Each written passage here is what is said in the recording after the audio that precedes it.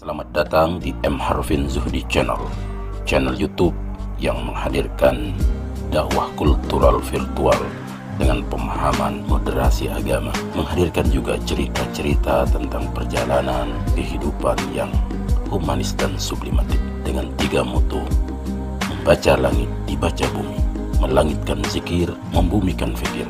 Iqra biharfin, karir bi alfin. Oke sahabat, jangan lupa subscribe, like, share, and comment.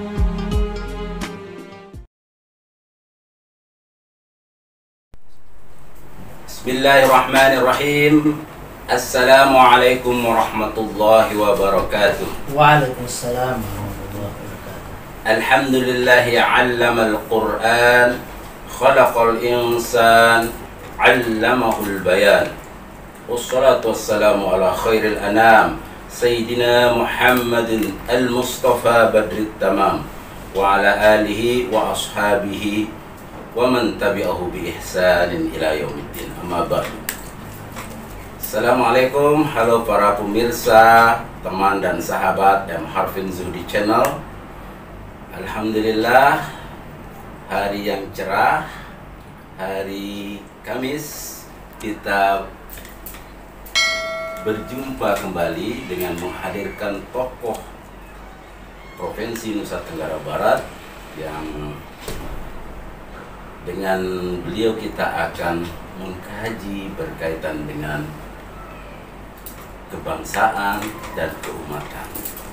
Baik, kita sapa dulu Pak Profesor Mansur Maksum, PhD. Assalamualaikum warahmatullahi wabarakatuh, Pak Prof. Waalaikumsalam warahmatullahi wabarakatuh. Syukran, Pak Arvin. Alhamdulillah, beliau adalah tokoh Nusa Tenggara Barat yang memiliki dedikasi, prestasi, dan pengalaman yang sangat luas. Saat ini beliau menjelang 70 tahun. Kita akan banyak menimba ilmu pengalaman hidup yang insya Allah akan menginspirasi dan bermanfaat bagi kita semua. Baik Pak Prof, alhamdulillah kita sudah melewati 76 tahun kemerdekaan Republik Indonesia. Alhamdulillah. Kita sebagai warga bangsa harus senantiasa bangga, cinta, dan mengapresiasi NKRI sebagai negara kesatuan yang kita cintai. Betul.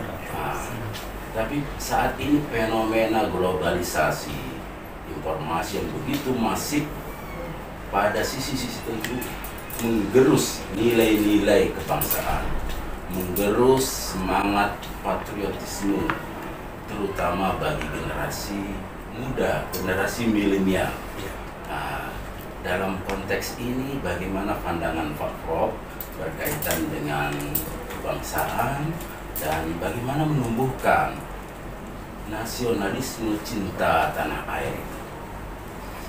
Baik.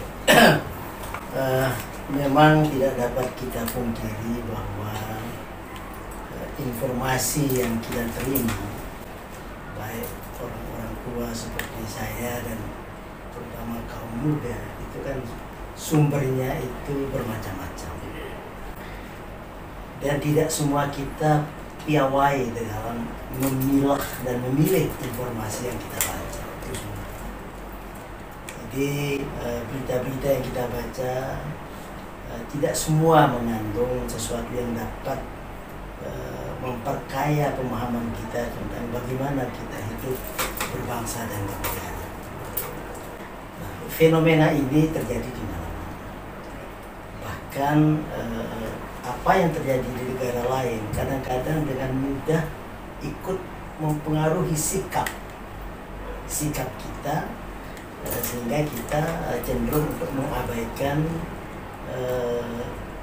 hasil yang telah dibuat oleh para pendahulu kita, pioneers kita, bahwa ini negara kesatuan Republik Indonesia. Nah, oleh karena itu saya melihat bahwa kuncinya adalah pada bagaimana kita memberikan pemahaman yang komprehensif terhadap bangsa Indonesia ini, baik yang sudah lanjut usia, yang umur pertengahan maupun yang masih muda, jadi semua, karena tidak selalu itu menjadi persoalan di kalangan muda. Nah, oleh karena itu yang perlu kita lakukan adalah membentengi bangsa kita ini dengan bagaimana memberikan pemahaman sejarah yang sahih, ya, yang bagaimana perjuangan para founding fathers kita, pahlawan bangsa kita dulu, sehingga kita tidak lagi terkotak-kotak. Sebagai contoh, ya, ini sebagai di era 60-an misalnya, ketika saya masih SMP, ya, kemudian SMA, lalu masuk tinggi pada 70-an. Di situ kita tidak berbicara lagi tentang antum lahir di mana, antum organisasinya apa, antum itu misalnya profesinya apa. Kita sebagai bangsa cair, bahkan antar umat beragama pun tidak ada persoalan. Jadi waktu itu saya ingat betul. Nah, ini yang kami sekarang yang tua-tua ini coba seringkali setiap di grup ya, kita selalu menginginkan kehidupan seperti itu, harmoni. Contoh di Lombok, nanti akan kerja nanti Sulokang, ya. Di Lombok dulu itu cair antara orang Hindu, antara umat Nasrani, umat Buddha, bahkan dengan warga keturunan apapun, Tionghoa, Arab, dan masalah. India, Pakistan, bahkan ada di Lombok. Ada kampung-kampung Arab. Ada kampung Arab, ada kampung Melayu, kampung Bugis, kampung Banjar, kampung Jawa. Jadi itu semua saya kira sudah merupakan nilai yang luar biasa. Nah, tugas kami yang tua adalah bagaimana bercerita kepada generasi muda bahwa kita zaman keharmonisan yang luar biasa. Biasa kita saling mengunjungi hari raya, ya, atau apapun, itu suatu hal yang biasa. Sangat bagus. Ini semua lalu kita sekarang tidak mudah untuk terprovokasi atau memprovokasikan diri. Kan kadang-kadang juga bahwa lebih banyak melihat sisi perbedaan. Jadi kalau kita berangkat dari sesuatu yang berbeda, itu dalam teori silaturahim itu disebut dengan kita mulai dari konflik. Nah, ketika kita misalnya panjenengan dan saya berjawa sedikit, ya. Jadi Ustadz dengan saya berangkat dari konflik, perbedaan.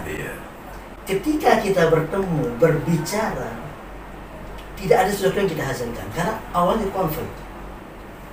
Guru matematika bisa mengatakan Pak Harfin Zuhdi dengan Pak Mansur Maksum, kalau dipertemukan tidak bisa membuat dua, ya.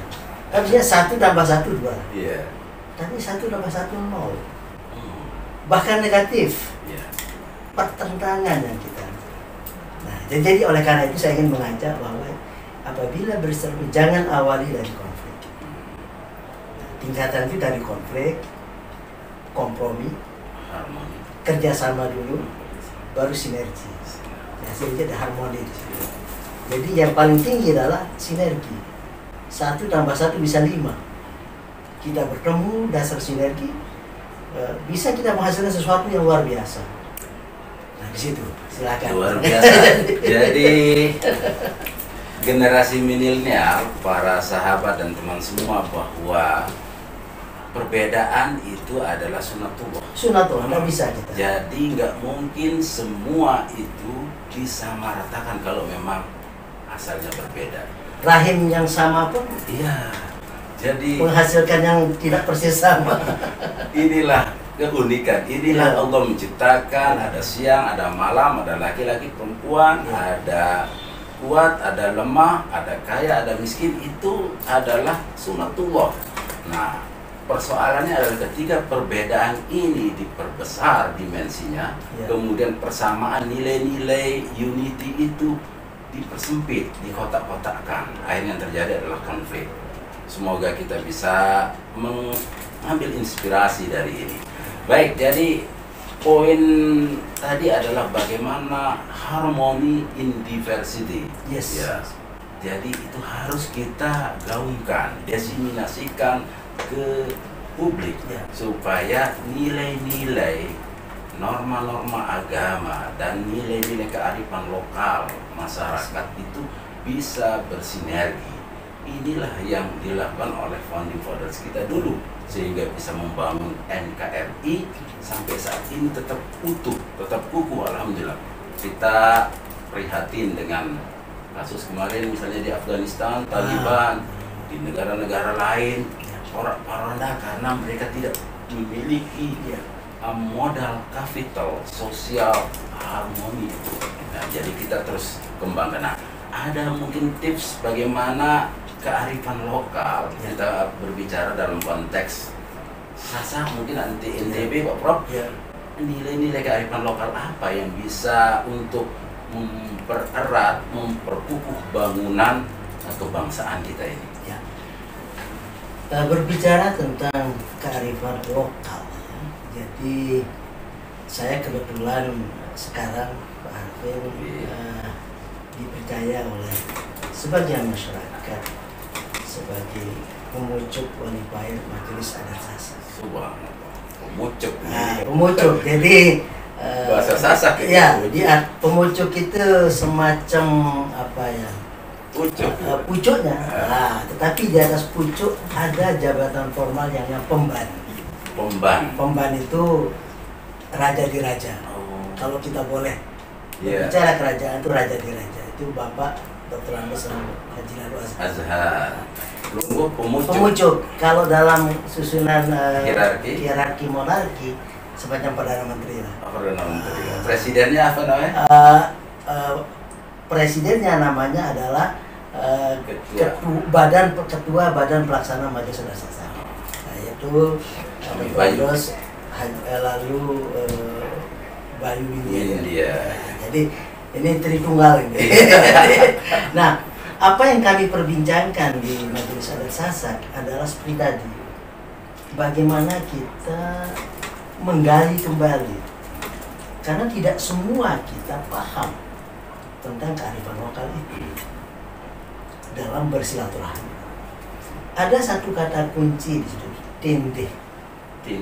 Tindih itu artinya low profile, tetapi tidak lemah, firm ya, jadi konsisten ya, dengan komitmen terhadap isu-isu lokal, tetapi dengan menyingkirkan primordialisme.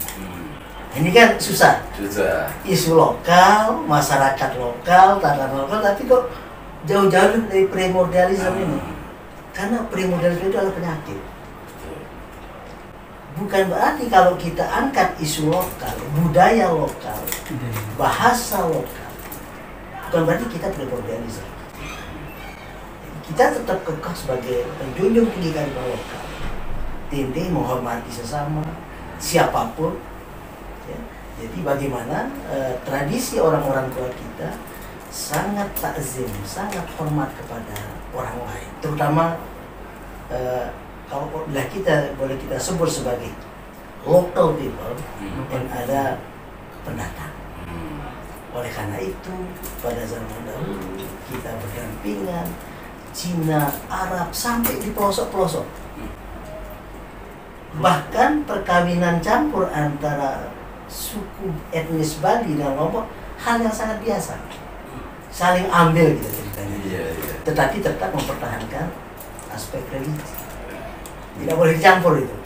Jadi ini satu hal bahwa begini tetapi jangan begitu. Jadi kedepankan isu budaya lokal tapi jangan berrelasi. Kawin antar suku, antar agama silakan, tetapi harus laut. Harus sesuai dengan peraturan undang-undang perkawinan yang ada dan peraturan hukum agama. Nah, di situ kuncinya. Jadi itu harus tahu. Nggak ada boleh kita ya semacam satu kesini satu nggak bisa. Jadi luar biasa kearifan lokal suku Sasak Lombok ini. Oh iya. Jadi memiliki sesuatu yang sangat sublim. Iya. Bagaimana dia mengapresiasi orang lain, Iya. kemudian menghormati orang lain sebagai mitra Iya. dalam membangun daerah. Iya. Jadi ini yang terjadi. Tapi persoalannya sekarang nilai-nilai ini tergerus oleh informasi dan perubahan zaman. Nah, jadi bagaimana nilai-nilai kearifan lokal ini di breakdown, kemudian di packaging, direformulasi dalam bentuk yang mungkin generasi milenial bisa akses ya. Nah, karena saya melihat banyak kearifan lokal ini yang sudah missing link dengan generasi sebelumnya. Nah, kira-kira Pak Prof sebagai pemuncul qualifier ada usulan untuk mengidentifikasi, kemudian merevitalisasi dan mereformulasi kearifan lokal ini sehingga bisa sebagai garda terdepan untuk mengeliminir akses informasi global. Baik. Jadi yang terpikir oleh kami, bukan saya sendiri, tapi di dalam komunitas Sasak adalah bagaimana kita menanamkan pemahaman tentang Sasak sebagai sebuah etnis, sebagian dari bangsa ini, bagian dari bangsa. Jangan ditinggal itu. Kita hanya bagian dari part of. Salah satu elemen dari bangunan besar bangsa Indonesia itu. Tapi kita juga harus menanamkan, jangan sampai anak cucu kita tidak tahu, tidak paham tentang local wisdom, local tradition, local language, bahasa lokal. Oleh karena itu kita sangat ingin memulai dari pendidikan formal. Jadi terpikir oleh kami bahwa di sekolah-sekolah dasar diajarkan bahasa Sasak. Siapapun dia, ya, itu wajib mengenal yang bahasa Sasak. Karena pengalaman saya pribadi, dengan bahasa inilah kita bisa menjadi suatu komunitas, bisa saling menghargai, bisa saling menghormati. Paling tidak ya, dengan bahasa lalu kita meningkat lagi pemahaman budaya, kesenian, tradisi. Jangan kita lihat itu kuno, itu zaman lain, itu zaman macam-macam. Tetapi ini harus diajarkan kepada generasi muda. Bahkan yang menarik adalah dalam sebuah diskusi dengan Ketua DPRD Provinsi Nusa Tenggara Barat, Ibu Baisfi Faida Batalila, beliau sangat concern, sangat peduli ya sebagai tokoh pemimpin daerah bahwa orang Sasak ini tidak merasa pride, tidak bangga untuk berbicara bahasa Sasak. Misalnya saya dengan Pulonggo kan, kapan kita bicara bahasa Sasak? Iya, subhanallah. Banyak kita bahasa Indonesia, bahasa Inggris, bahasa Arab. Tapi Ibu Ketua DPRD punya pemikiran, seharusnya kita ini berbicara bahasa Sasak dalam, tentu kalau rapat ya di kampus ya lain. Dan ketika bertemu dua orang ini berbicara bahasa Sasak, sehingga anak-anak kita, cucu kita bisa paham. Nah, dari situ pengenalan bahasa lalu berkomunikasi. Karena saya termasuk yang sangat senang mempelajari bahasa sehari-hari dari berbagai macam etnis. Saya insya Allah kalau bahasa Jawa mungkin bosonya saya sanggup berbicara. Sehingga ketika saya kuliah di Australia antara 8 tahun, orang tidak tahu bahasa orang Sasak. Tahunya dia seorang Jawa. Karena almarhumah istri saya orang Jogja, tapi karena dia takut berbahasa Jawa karena boso yang keliru nanti dipikir dia orang Lombok. tertukar. Mengapa? Saya temukan, jadi saya juga belajar mengenai tradisi dan budaya Jawa. Kita punya, cuma kita tidak pernah ungkap. Jadi kita Bisa disebutkan contohnya mungkin? Contohnya itu ungkapan seperti nerimo ing pandum. Nerimo. Nah, itu bahasa Saknya apa? Saya tidak tahu. Tapi orang Sasak juga begitu. Nerimo ing pandum itu pokoknya seperti lonceng itu. Oh, Ya. kiri kan terima saja. Bandul. Bandul. Bandul. Bahasa Indonesianya. Bandul jam itu. Ya. Iya. Terus ungkapan ngono ya ngono ning ojo ngono. Artinya jangan keterlaluan lah. Prof, saya sering dengar ungkapan kalau dalam konflik masyarakat Sahabat memiliki filosofi meneng tunjuklah empat bau. Ya. Mungkin bisa dielaborasi. Ya. Jadi itu adalah salah satu cara kita masyarakat Sasak untuk menyelesaikan masalah.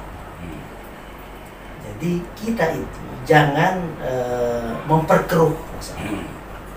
Kalau kita mau nimbrung, jadilah penjernih. Kalau tidak sanggup, keep away.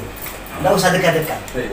Karena memperkeruh sesuatu keadaan jauh lebih gampang daripada menjernihkannya. Makanya ai meneng tunjungkilah empat bau. Nah ini terima kasih. Ini saya sampaikan. Saya sampaikan ketika saya pidato pengukuhan guru besar pada tahun 2004. Ingat saya sebut di dalam pidato pengukuhan itu ada itu. Jadi karena ilmu saya ilmu pertanian, ilmu tanah terkait dengan iklim, hujan, panas. Jadi kita itu harus menyelesaikan masalah dengan arif. Lebih-lebih kalau kita paham budaya, itu akan lebih bagus. Maka Pak Harpin tadi nyebut, saya hebat betul ini. Jadi air tetap berjernih, kemudian bunga teratai itu tidak terganggu, tetap tilah itu tetap utuh, ya. Dan ikan bisa kita ambil empat bau. Nah itu bagaimana? Kan sulit. Nah, kalau kita mau bahasa Saknya bekerupah. Gampang. Begasap gampang. Nah oleh karena itu sebagai individu di negara kesatuan Republik filsafat itu harus. Ya. Jadi kita bagaimana supaya ya berpartisipasi, berperan aktif di dalam ikut menjernihkan persoalan-persoalannya. Kan negara bangsa tanpa lawan tidak mungkin. Itu pasti ada isu politik di situ, perbedaan pemahaman.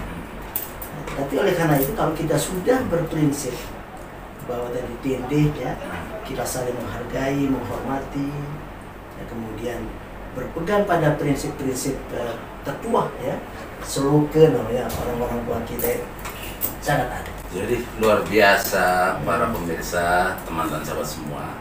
Inilah kita, inilah bangsa Indonesia memiliki nilai-nilai budaya yang sangat mulia.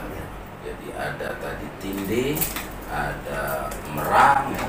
Ada tadi ai meneng, tunjung tilah empat bau. Insya Allah kalau ini kita sama-sama hayati, kemudian nanti di endorse ke generasi milenial, insya Allah akan membawa manfaat maslahah yang lebih baik. Baik Pak Prof, luar biasa. Kemudian ini Pak Prof ini kan Profesor Tanah ya?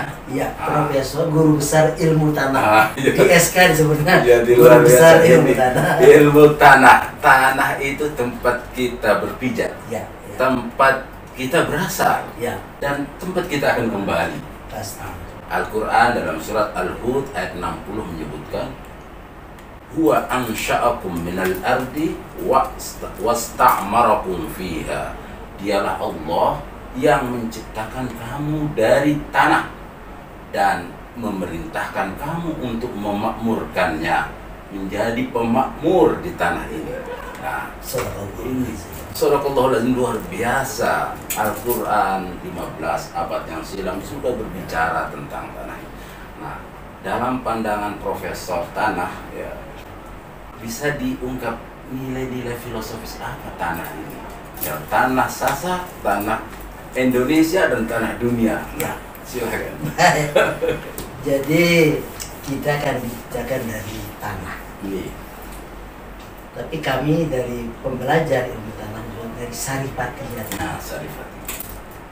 Jadi di dalam tanah terdapat unsur-unsur kimia yang kita sebut dengan unsur hara. Hara. Itulah yang menjadi makanan bagi tanaman dan tumbuhan. Ya. Itu elaborasi tadi itu, Iya. bahwa tidak mungkin ada kehidupan tanpa tanah. Tanah. Bisa dia tanpa tanah, sekarang hidroponik. Iya, Bisa. Tetapi di hidroponik itu di dalam itu diberikan larutan yang mengandung hara. Hara juga tanah. Hara itu saripatinya tanah, bukan tanah, saripatinya tanah. Iya. Jadi kan juga di dalam Al-Quran juga ada disebut, mungkin Ustaz bisa bahwa diciptakan segala yang hidup itu dari air. Wa ja'alna minal ma'i kulla syai'in hayyin. Jadi kami ciptakan segala sesuatu itu dari air. Nah, di situ. Sehingga hidup. Jadi hidroponik di situ. Iya. Tapi jadi ini penggalan ayat Al-Quran tadi saya baca pada tahun 1984 ketika saya sedang membuat proposal disertasi. Saya membaca buku soil physics, fisika tanah. Nah, dalam fisika tanah itu dibahas tentang air tanah. Nah, di dalam di atas judul babnya itu yang dikutip oleh penulis. Oh, Penulis yang bukan beragama Islam. Luar biasa. Jadi begitu cara penghargaan orang terhadap Al-Quran. Nah, dan saya pun juga menghargai kitab-kitab yang lain kan, Iya. apabila itu jadi nah itu yang membuka horizon berpikir saya bahwa Al-Quran sudah diakui oleh setiap bangsa masyarakat karena keutuhan beberapa ayat yang mereka pahami itu justru sangat tepat tadi yang dibaca oleh Ustaz. Jadi dijadikan semua yang hidup itu dari air. lalu baru dibahas secara teori-teori fisika tentang air tanah. Nah, sekali lagi bahwa kami memahami tanah itu sebagai modal dasar. Bahwa dari dulu kita belajar dari sejarah ilmu pertanian dari dataran rendah Mesopotamia, berkembang ilmu pertanian dari Sungai Efrat dan Tigris ya. Berkembang lalu ke Sungai Nil dan sebagainya, akhirnya kita mengenal bercocok tanam. Nah, bercocok tanam itu mulai kita dari sangat sederhana sampai agraris, sekarang kita sudah pada industri. Tapi tetap ilmu tanah itu ditegakkan. Nah, promosi sedikit. Oke, jadi luar biasa Pak Prof. Ini di samping Profesor Tanah, beliau adalah anggota Badan Akreditasi Nasional ya. Iya. Dan beliau juga Mustasyar PWNU NTB. Lengkap sudah semua jabatan. Pemucuk alhamdulillah. Majelis Adat. Pemucuk Walifair Majelis Adat. Nah, Pak Prof, menurut data statistik IPM, Indeks Pembangunan Manusia, Human Development Index, NTB itu berada pada urutan ke-29 dari 34 provinsi di NTB. Yang baru. Yang baru. Jadi saya miris ini, saya sebagai orang Lombok, orang NTB, kok NTB ini ada plesetan nasib tidak baik. Apa ini yang menyebabkan IPM kok nggak bisa meningkat? Padahal saya melihat potensinya sudah bagus, masyarakatnya cemerlang, tapi kok nggak bisa naik indeks IPM-nya. Aneh. Apa kendala? Apa masalah? Titik masalahnya di mana ini, Bapak? Ya. Saya melihat bahwa ikhtiar untuk meningkatkan IPM ini luar biasa.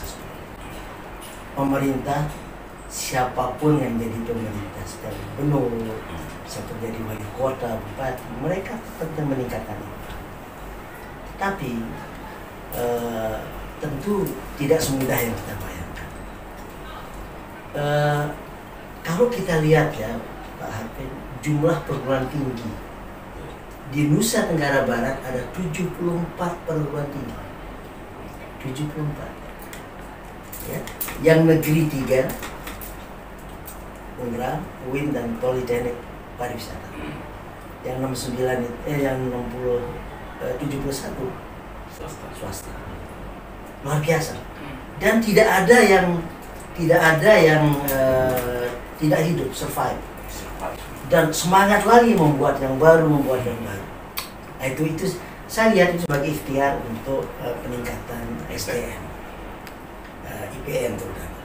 Tapi memang kalau saya lihat bahwa salah satu penyebab IPM kita itu rendah adalah faktor pembaginya.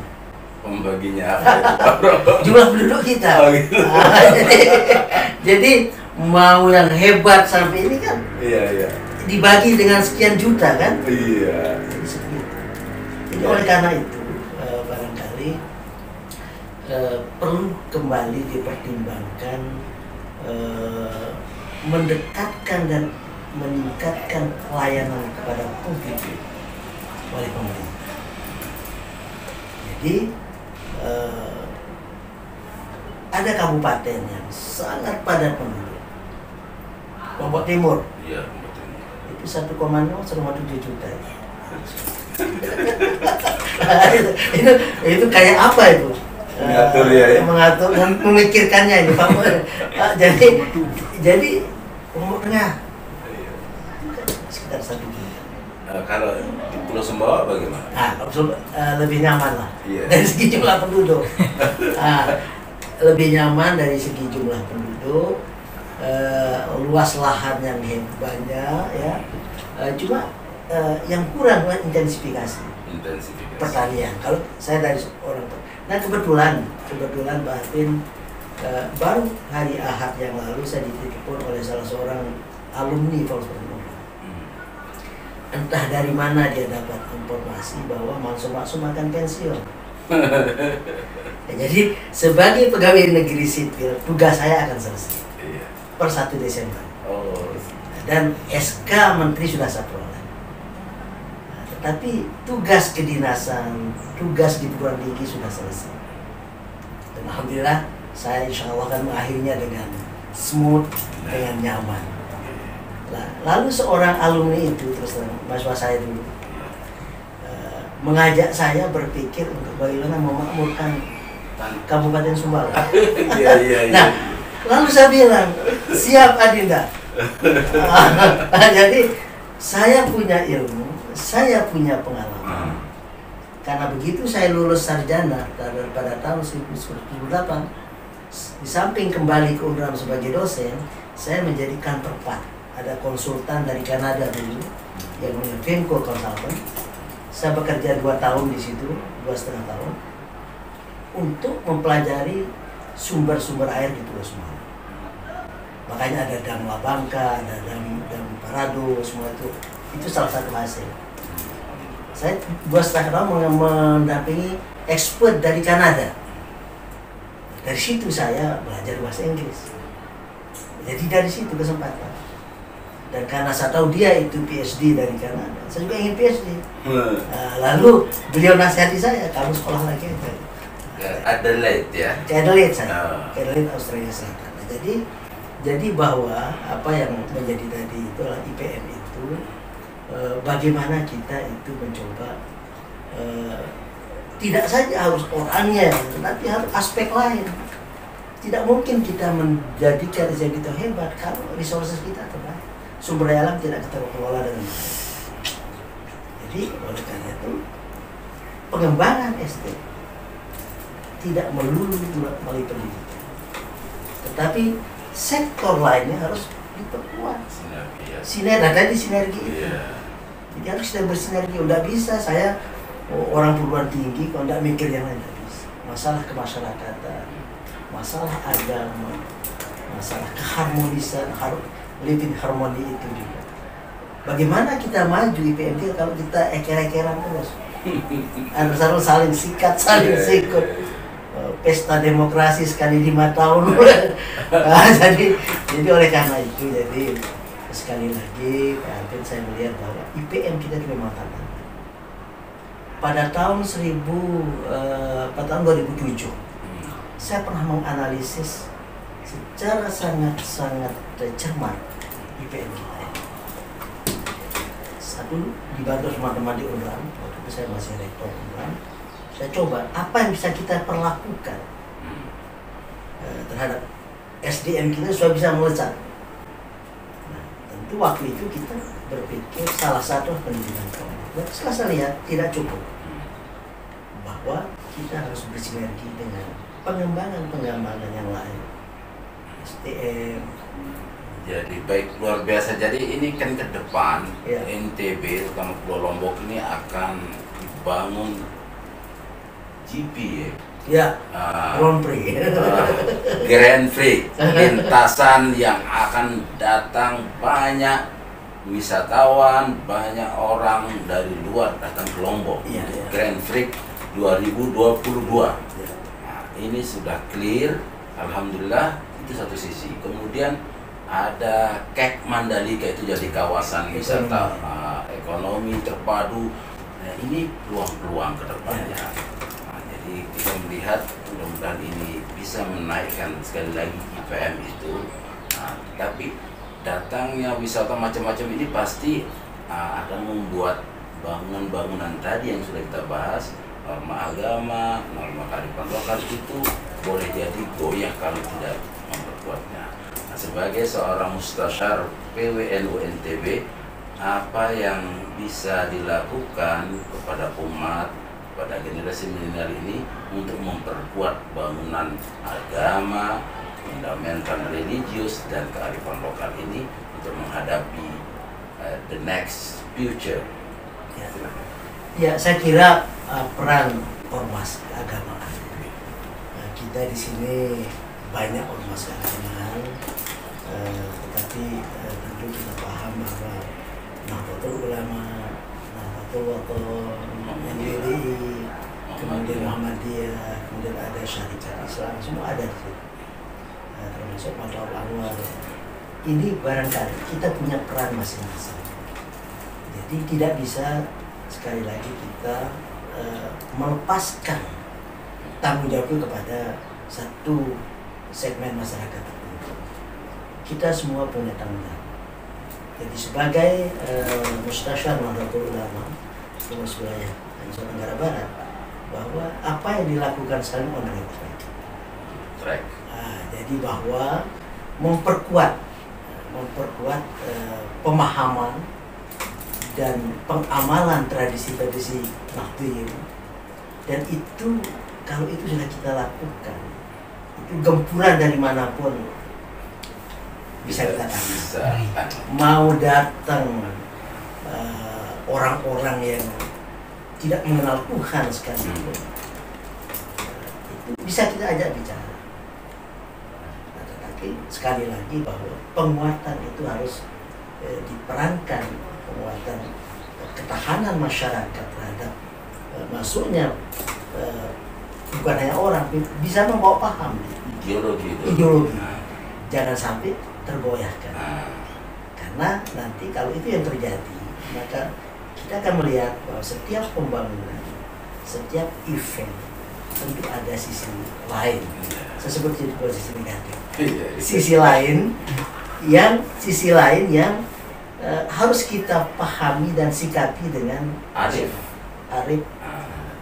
Karena sebagai ilmuwan tentu kita sama-sama paham bahwa kearifan itu adalah kunci dari pengembangan ilmu pengetahuan.